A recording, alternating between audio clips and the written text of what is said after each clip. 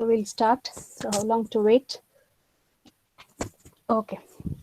So we were doing revision in the last class, and we have started with what was DBMS, how was the environment, what was the three-layer architecture, what was the main characteristics of a database approach. Then we were seeing about database users. Then we've seen about advantages of database. So, and we have seen about historical, how the extended database, what was the history behind the database. Okay. So today we'll start with why not to use a DBMS. In which situation should I not use a DBMS? So main inhibitor or a cost of the using a DBMS. So when do we asked not to use DBMS is, so main inhibitor, the cost of using a DBMS, high initial investment and possible need for additional hardwares. So when do we not require DBMSs? High initiative. So suppose now you want to purchase a Oracle. So then there may be lakhs together. So initially you are doing very small project which may cost you 1 or 2 lakhs. So then investing more and getting less profits, in that situations we may not use a DBMS. So the high initiatives, high initial investments and possible needs for the additional hardwares. Overhead for providing generality, security, concurrency control, recovery, and integrity functions. So that's what is why not to use a DBMS. So overhead for providing generality, security, concurrency control, recovery, and integrity functions. When a DBMS may be unnecessary if the database and applications are simple, well-defined, and not expected to change. If there are stringent real-time requirement that may not meet because of DBMS overhead. So when a DBMS may be unnecessary, if the database and applications are simple, well-defined, and not expected to change, if there are stringent real-time requirements that may not meet because of DBMS overhead, if access to data by multiple user is not required. That is what is why not to use DBMS. So why no DBMS may suffix if the database system is not able to handle the complexity of data because of modeling limitations, if the database users need special operation not supported by the DBMS. Next, we see the architecture of the DBMS and what are the different models of the DBMS. So the data model, a set of concepts to describe the structure of DBMS and certain constraints that DBMS should obey. Data model operations for specifying database retrieval and updates by referring to the concept of data model. Operations on the data model may include basic operations and user-defined operation. So that's what here, what is a data model? Data model, a set of concepts to describe the structure of database and certain constraints that the database should obey. Data model operations, the operations for specifying database retrieval. So now you can see WhatsApp, you can see any banking, so where we retrieve the model. So database retrieval and updates by referring to the concept of data model. Operations on the data model may include basic operations and user-defined operations. So that is what data model and data model operations.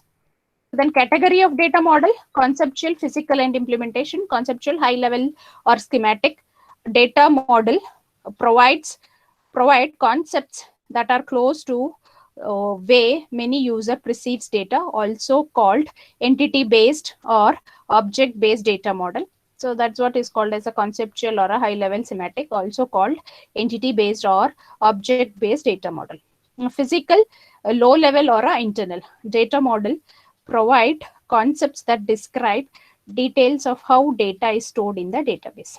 Then implementation, that is representational data model, provide concepts that fall between the above two, that is balancing user view and some storage details. So that's what a category of the data model.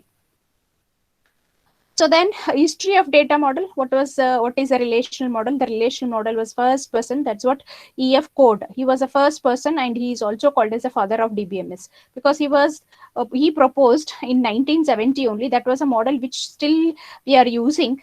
So first commercial system in 1981 and 1982.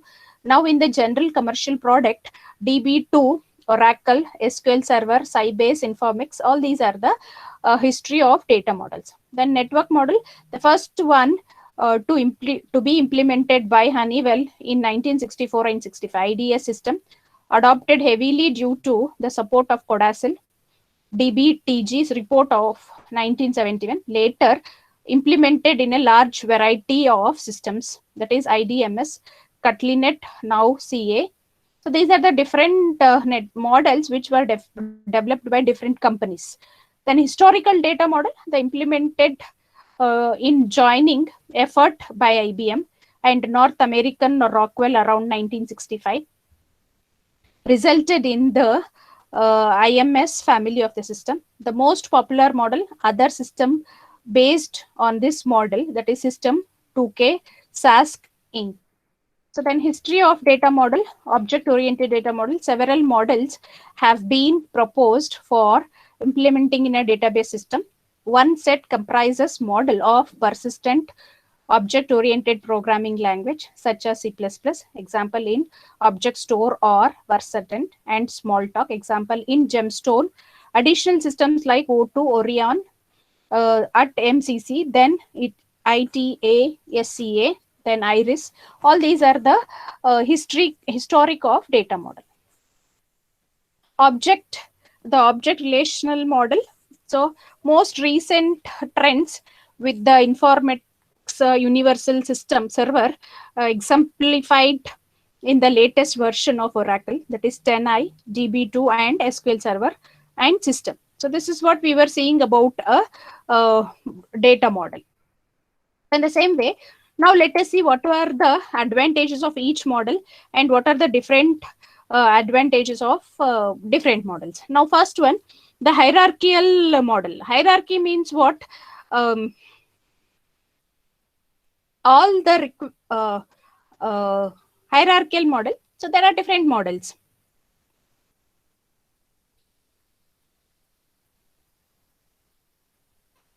Okay. So the advantages of hierarchical model. The hierarchical model is simple to construct and operate or corresponding to a number of natural hierarchies. Organized domains, example assemblies in manufacturing, personal organization in companies. Language is simple. Uses, yes? Yes? Ma'am, could you please share the screen, ma'am? The screen is not visible, ma'am. Yes, ma'am. You didn't share the Yeah, screen. you should have told me before only, right? You people are, that's No, I think for me it's problem. Yeah. I don't know. Yeah. Yeah. Yes, ma'am.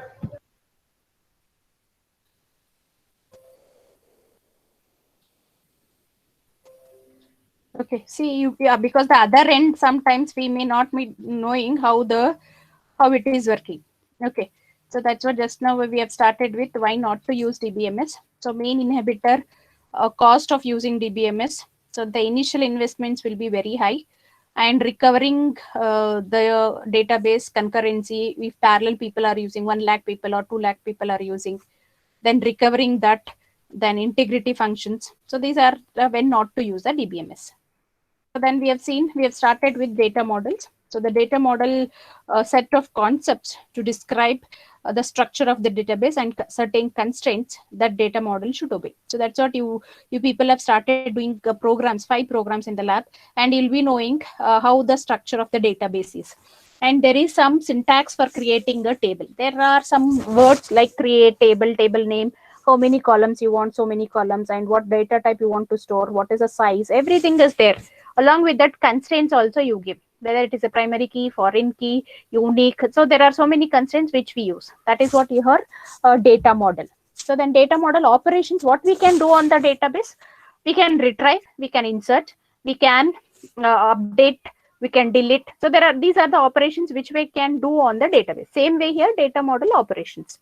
So operations, for specifying database retrieval and updates by referring to the concept of data model. Operations on the data model may include basic operations and user defined operations. Then categories of data model. What are the different categories of the data model? That is conceptual, physical, implementation. Conceptual, high level or semantic. So data model provide concepts that are close to the way a many user precedes data, also called entity based or object based data model. Then physical or low level or internal data model provide concepts that describe details of how data is stored in the computer. Then implementation or representational data model provide concepts that fall between the above two, that is balancing user views with some computer storage details. Then history of data model, that is relational model, proposed in 1970 by E.F. Code, that is IBM, for first commercial system in 1981-82. Now in several commercial products, that is database to Oracle, SQL Server, all these were first developed by different companies based on the concept of relational model. Similarly, network model was also developed by a company called as a Honeywell in the year 1964 and 65. Later, there were different companies where they've started developing different models for with using the same concept called as a network. So the same way, next model was hierarchical model, where this was developed by IBM and North America, where it was in the year around 1965. Later, some more models were being developed, that is object-oriented data model. Several models have been proposed for implementing in a database system. One set comprises model for persistent OO programming language, example as C++, example in object store or persistent and Smalltalk, example. So these were the different models based where they have used some concept called as a object oriented model. So in the same way, relational model, object relational model, most recent trends started with Informix Universal Server, exemplified in the latest version of Oracle 10G. So now you can see you have downloaded some software, and whether it is which version. So latest versions every year the Oracle companies are releasing, because they are adding some more additional features, and they start releasing a different Oracle products. So it was something started releasing so many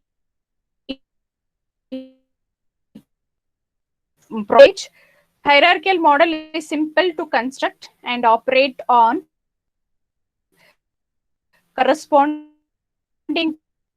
a number of natural hierarchy companies. Languages is simple, uses construct like get, uses a GT, get unique, get next within a patent example. Then disadvantage, navigational and procedural nature of the processing. Database is visualized as a linear arrangement of records. Little scope for query optimization. So the network model, advantage, network model is able to model complex relationship and represent semantics of add or delete on the relationship, can handle most situations for modeling using a record type and relationship type. So language is navigational, uses constructs like find member, find owner, find next, within get, etc. Programmers can do optimal navigation through the database. Then disadvantages, navigational and procedural nature of a processing. Database contains a complex array of pointers that threads through the set of records, little scope for automated and a query optimization. Then we see about a schema versus a instance. So schema versus instance, database schema, the description of database include a description of a database structure and the constraint that should not hold on the database. So then schema diagram, a diagram diagrammatic display of a database schema, some aspects of database schema. Then schema construct a component of a schema or an object with the schema, example student and a course. So then database instance, so the actual data data stored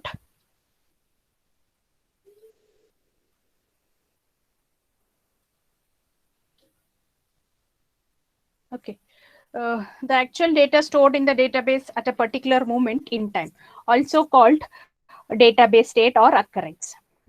So then this is what the schema diagram for the database: student and course information, course information database, that is student, course. You can see here student grade report. All these are student, course, prerequisite, section, and a grade report. So in the same way, these are the values which we store in the table. That is student. What is a schema diagram? What are the columns in the student student table? We have a name, a student number, class, and a major. Then the course name, course number, credit hours, and department. Then prerequisites, course number and prerequisite number. Section identifier, course number, semester, year, and the instructor. Then grade report, student number, section identifier, and a grade, that is prerequisite. And courses, these are all the different courses available. Then the section, see in the course, in the course name, Introduction to Computer Science. What is a course number? CS 1310. What is a credit hour? That is 4. What, for which department this course belongs? That is CS. So in the same way, one more course, data structure. And what is a course code? CS 3320. Then what is a credit for that? 4. And what is a department? CS. So discrete, that is course is a math. Then database, course, these are the sections where 410, semester, which semester it is, then year, which year it is, 04, and who is the instructor? King. So like this, we enter all the values into the section. So 92 is the section, what is the course number, which semester it belongs, and which year, and what is the instructor's name. The same way, 102, CS, then what is the semester? Here we call it as a odd and even semester. So in some other country, they call it as a fall and a spring. Now we, sorry. We in our thing, you can see, you would have studied in your kindergarten what are the different seasons: summer, winter, rainy, like this we call. So in the same way, in different countries, they call as a fall and a spring. So in the same way, grade report. So grade report, what it says, that is student number, section, and the grade. So student number, so now you have your USN number. Similarly, they have the student number, that is 17, section identifier as 112, for which section it is been. Then the grade of that, where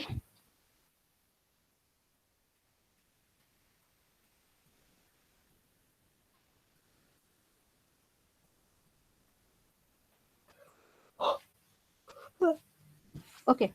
So this is about a grade. So where we store all the information about a student number, section, what are the different sections we have. So then what is the identifier, what is the grades. So now even you people will get a grade for that. So the same way, B, C, A, B, C. So like this, we have a grade report. Then prerequisite, that is course number and a prerequisite number. That is, this is how the course number is, and this is how the prerequisite is. That is database that stores student and a course information. Database that stores students and a course information. That is a prerequisites for the schema diagram for the database. That is student and a course information, where student, course, prerequisite, section, and a grade report. So then the prerequisite, this is what the prerequisites are. Database that stores student and a core information. So then the course information, the section information, grade report. So this is grade report. Then for the prerequisites, we have taken a prerequisite. Database schema versus database state. So database state refers to the content of a database at a moment in a time. So initial database state refers to the database when it is loaded. Valid state, a state that satisfies the structure and the constraints of the database. Distinct, the database schema changes very frequently. The database state changes every time the database is updated. Schema is also called as intention, whereas state is called as a extension. So that's what here we call it as a schema state. So now, which state you're? So you're in a third semester. So what is your postgraduate you're doing? You will be saying you're doing a masters of computer application course you're doing. What is your state? So you say what is the first semester marks grade, what is the second semester marks grade, what is the third semester marks grade, like this you say. So then you know at which stage you are now. So you're at the middle of the MCA. So later you may have 4, 5, 6, 3 more semesters you may have. That's what the state says. So in the same way here also, database states refer to the content of a database at a moment in the time. Then initial database state refers to the database when it is loaded. So valid state, a state that satisfies the structure and constraints of the database. Then distinct, the database schema changes very infrequently. The database state changes every time the database is updated. Schema is also intention, whereas state is also a extension. So that's what here we can see database schema and a database state. So then 3 schema architecture proposed to support DBMS characteristics of program data independence, support of multiple view of database. So then proposed to support DBMS characteristics of program data independence, support of multiple view of database. Then what is 3 schema architecture? So then this is how you can see internal level, conceptual level, and external level. What is the internal level? This is the internal level. These are the stored database. That is how much data, what are the database it is being stored. Then the conceptual schema. So conceptual level, conceptual or internal mapping. That's what we see about a conceptual level. Then the external level. So external and a conceptual mapping, external view, and like this we have so many external views. This is what the end user. That is what a 3 schema architecture. Then internal level, conceptual level, and the external level. So how the database 3 schema architecture is being done. So the same thing what we have seen in the diagram, the explanation of the 3 schema architecture. So defines DBMS schema at 3 levels, that is internal schema, conceptual schema, and external schema. Then internal schema at the internal level to describe physical storage structure and access path, typically uses a physical data model. Then conceptual schema at the conceptual level to describe the structure and the constraints for the whole database for the community of the user, uses a conceptual or an implementation data model. External schema at the internal level to describe the various user views, usually uses the same data model as the conceptual level. 3 schema architecture, that is mapping amongst schema levels, are needed to transform requests and data. Programs refers to an external schema and are mapped by the DBMS to the internal schema for the execution. The component module of a DBMS and their interaction. So stored database. So what is a stored database? What is concurrency control, backup, recovery, and subsystem? Then stored data manager. So that's what input and output database. So then this is a system catalog or a data dictionary. Query and the transaction execution. What are the different components component module of DBMS and their interaction. So we have a DDL statements. That's what you see in your create, commit, rollback. All these are the DDL statement. So what do we mean by DDL? Data definition language. So then for that also we have a separate small compiler, that is a DDL compiler. So then who will be using this DDL? This will be used by a database administrator staff. Along with that, he gives the privileges, whether we should be given a credential full permissions or we should give only limited permissions. That will be taken by a database staff. That is the privileged commands will be given to us. So in the same way, casual user, we may not use every time, only sometimes we may use the database. Then we say a casual user, that is interactive user, query compiler, and query optimizer. So this is what casual users are used, that is interactive query, query compiler, and query optimizer. So along with that, we use a runtime database processor, then store database, concurrency control, backup, recovery, and subsystem, store data manager. That's what here stored data manager is. Then application programmer, application program pre-compiler, and a database manipulation language, that is a data manipulation language. Then the host language compiler, compiled transaction. So this is how we see about a parametric user. What are the application programmers? So now you are the application programs who uses the application. So in that also we have to write a code for it. That is what the application program says to us.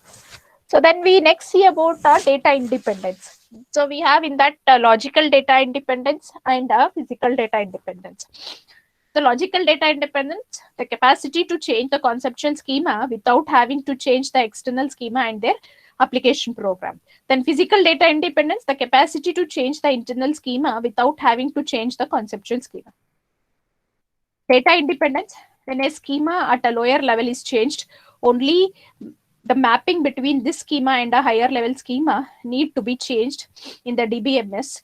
That fully supports data independence. The higher level schema themselves are unchanged. Hence, the application program need not be changed since they refer to the external schema. That is what a data independence. What are the different languages just now we have seen? So, database management system has approved appropriate language and interface to express database queries and update. So database language can be used to read, store, and update the database in the data in the database. Types of database language. So DBMS language, that is DDL, DCL, DML, and TCL. So what is DDL? Data definition language. So what is DCL? Data control language. What is DML? Data manipulation language. What is TCL? A transaction control language. So we see one by one. What is data definition language? Data definition language, that is DDL, used by the DBA, that is database administrator, and database designer to specify the conceptual schema of the database. In many DBMS, the DDL is also used to define internal and external schemas, that is views. In some DBMS, separate storage definition language, that is SDL, and view definition language, VDL, are used to define internal and external DBA and database designer to specify the conceptual schema of the database. In many DBMS, the DDL is also used to define internal and external schema, that is views. In some DBM, view definition language, that is VDL, are used to define internal and external schema. Then data definition language, DDL stands for data definition language. It is used to define data structure or pattern. It is used to create schema, tables, index, constraints, etc. So why do we use a DDL thing? So first one, we use to create it is used to define database structure or a pattern. It is used to create a schema, database, create schemas, tables, index, constraints, etc. in the database. Using the DDL statement, you can create the skeleton of the database. Data language is information of metadata like the number of tables and the schemas, their names, indices, index, columns in each table, constraints, etc. That is what is called as a data definition language. Here are some tasks that DDL. What are the commands we have in a DDL? We have a create. Do we use a create? It is used to create objects in the database. So we create a object in the database, then do DDL. So in the same way, it is used to alter the structure, or it is used to delete objects from the database. Truncate, it is used to remove all records from a table. Rename, it is used to rename an object. Comment, it is used to comment on the data dictionary. So that's how here, so you can use create, alter, drop, truncate, rename, comment. Create, it is used to create objects in the database. Alter, it is used to alter the structure of the database. Drop, it is used to delete objects from the database. Truncate, it is used to remove all records from the database. Rename, it is used to rename an object. Comment, it is used to comment on the data dictionary. The next one is data manipulation language. So this is also in DBMS languages, one among it. So data manipulation language used to specify database retrieval and updates. So now I want to manipulate or I want to update my database, then we use a DML command. DML command, that is a data sublanguage, can be embedded in a general purpose programming language, that is a host language such as COBOL, C, or an assembly language. Alternatively, standalone DML command can be applied directly query language. DML stands for data manipulation language. It is used for accessing and manipulating data. Handles, here are some tasks that come under a DML. Select, insert, update, Hello, ma'am. delete, merge, explain. Yes, yes, Ma'am, it has yes, stopped sharing. Ma'am. yes. You stopped sharing, ma'am. Screen is not ಇಲ್ಲಲ್ಲಪ್ಪ visible. ನಾನು ಮಾಡೇ ಇಲ್ಲ mostly internet. I share again. Yes. Resume your presentation. ನಾನು ಎಲ್ಲೂ ಇದೇ ಮಾಡಿಲ್ಲ. Okay, ಮತ್ತೆ read ಮಾಡ್ತೀನಿ.